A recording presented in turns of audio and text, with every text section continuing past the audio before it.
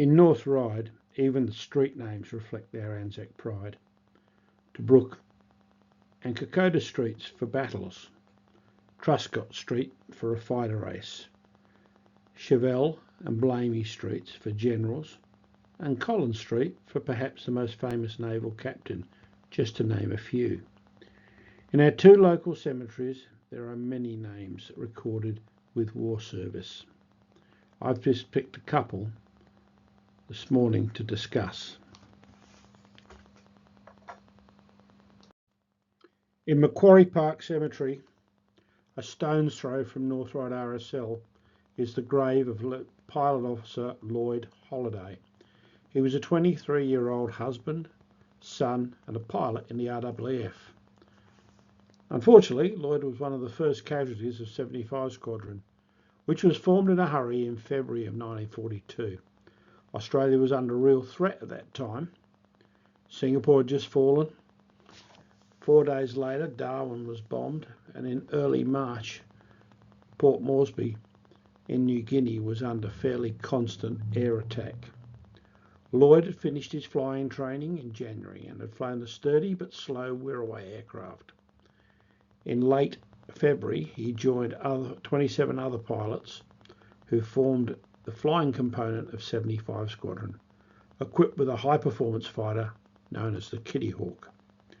Only a few of the pilots had flown high-performance aircraft before, and the Kitty Hawk in particular, and this was very much a different aircraft to the Wirraway trainer. Lloyd had only flown a few hours in the Kitty Hawk around Sydney, and on March the 7th, the aircraft were ordered to fly from Sydney to Townsville. Most of the pilots had little experience on the aircraft, and as a consequence, only 15 of the 18 aircraft arrived in Townsville. Lloyd and one other pilot, James Norton, crashed near Kempsey. They were killed when they flew too low, forced down by a low cloud. A more experienced pilot had flown through the clouds, but they had no radios in the plane, so he could not guide them to safety. James is buried in Queanbeyan, and Lloyd, as a local, was buried in Macquarie Park Cemetery. Tom Blanks lies in an unmarked grave in the Catholic section of the Macquarie Park Cemetery. He had quite a checkered career. Joining as a boy seaman, he served a short time in HMAS Australia.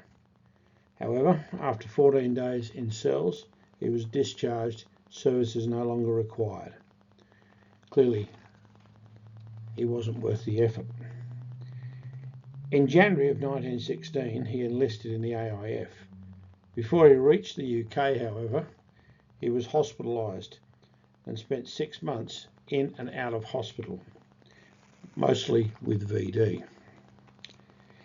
He served in France with the 56th Battalion and continued to bend the rules and spend much of his time on punishment for drunkenness and other misdemeanours, or being treated for VD. I'm not sure whether he had one serious infection or he picked the wrong partners too often. Despite his ongoing discipline issues, he did finish the war at the front.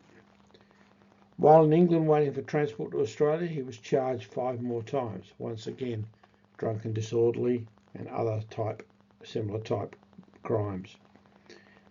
He seemed he was not a good depot soldier, but seemed much better in the field.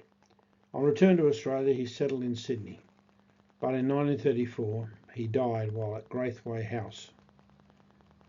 This was probably most likely from the impact of the VD. Graithway House had been the home of Mr. Thomas Dibbs, and he gave his home and made it available for the use as a hospital for the injured soldiers. The deed of the gift stipulated that Graithway was to be used as a convalescent home in perpetuity for distressed subjects of the British Empire, regardless of their sect or creed.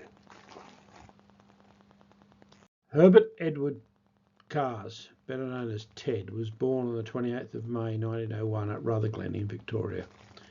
He entered the RAN's Naval College at Jervis Bay at 13 years old age and graduated in 1918.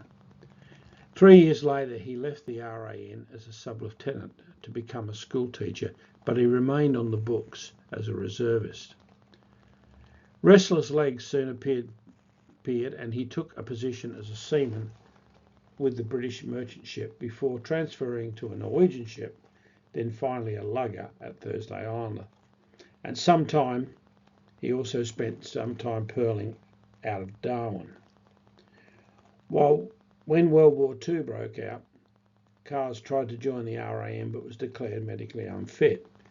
However, in 1942, the RAN happily took him and he was posted to HMAS Magnetic, a land base in Townsville.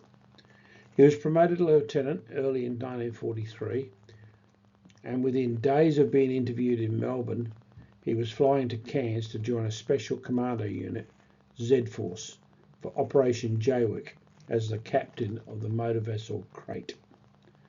After sailing the 23-metre vessel, a Japanese coastal fishing boat, to Exmouth, Western Australia, they set off for their target. Operation Jaywick was a raid on the Japanese-occupied Singapore harbour between September and October of 1943. The raid was carried out by the members of Special Forces Unit Z-Force, and the team comprised of 4 British soldiers, 11 Australians from the AIF or from the RAN, and was commanded by a British officer, Major Ivan Lyon. They disguised themselves as Malayan fishermen and travelled to Sabo Island, 11 kilometres from Singapore. The Crate was a slow-moving vessel, and it suffered random engine trouble for the duration of the voyage. Herbert, however, navigated the ship through enemy waters successfully. On reaching the island, 3.5 weeks after leaving Australia, the team launched 3 two-man collapsible canoes called foil boats. Lyon and 5 others then paddled into Singapore harbour.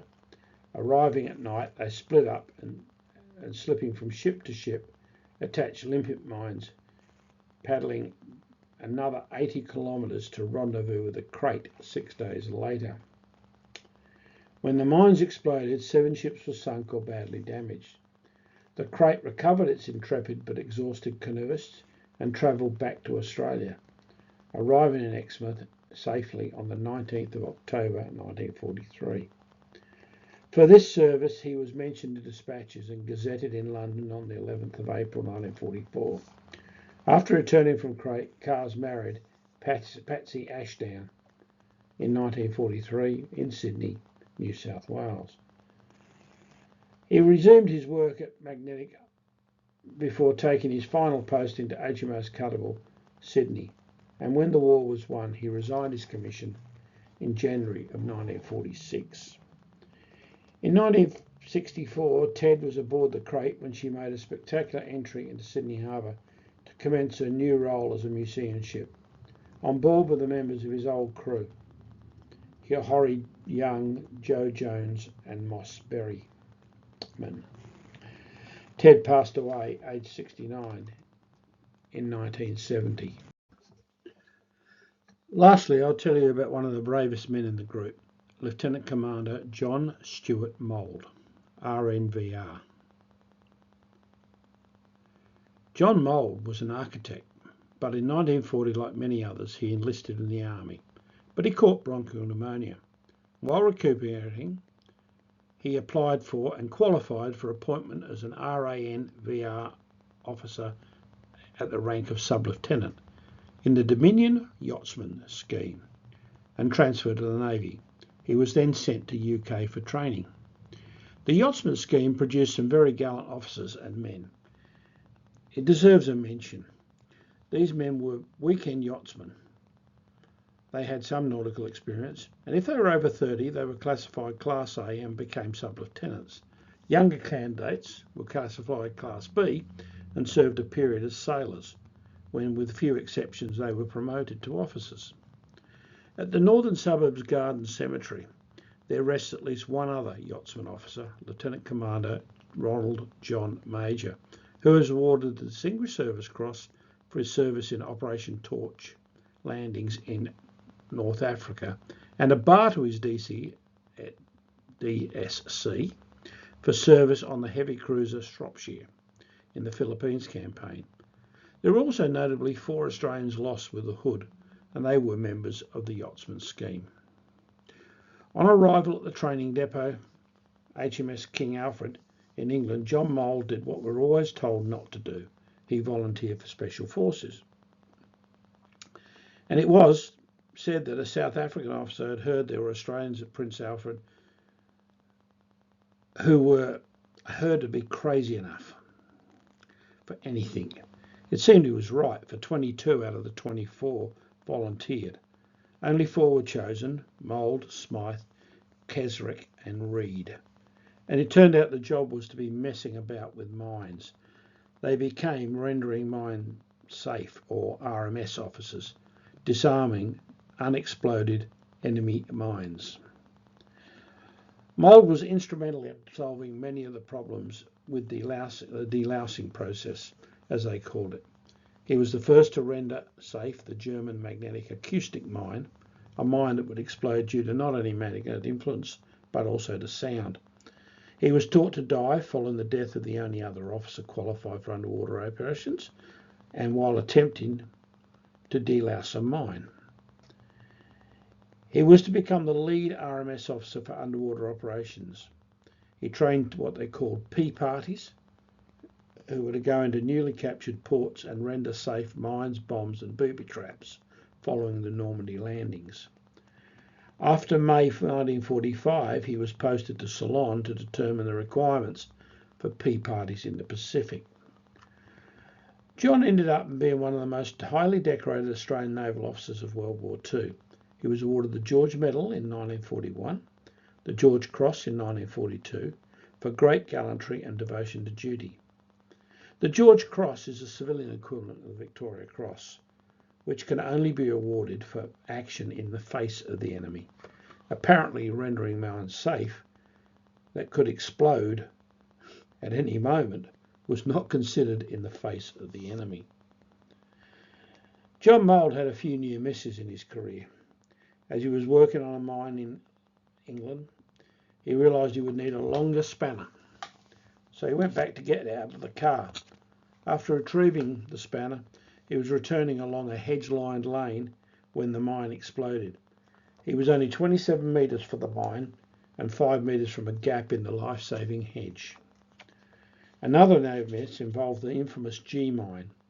One of the more ingenious inventions of the Germans was this G mine.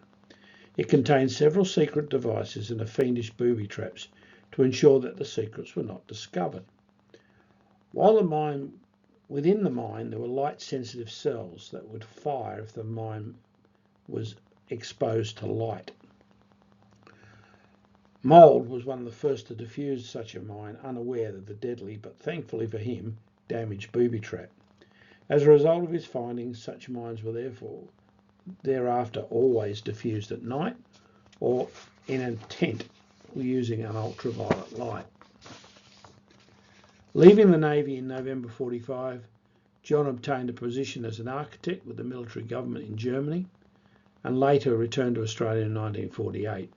He was to become the chief architect of the Housing Commission of New South Wales, and he's responsible for the Greenway building, which stands on the east of the northern end of the Harbour Bridge, and many other Housing Commission buildings and estates.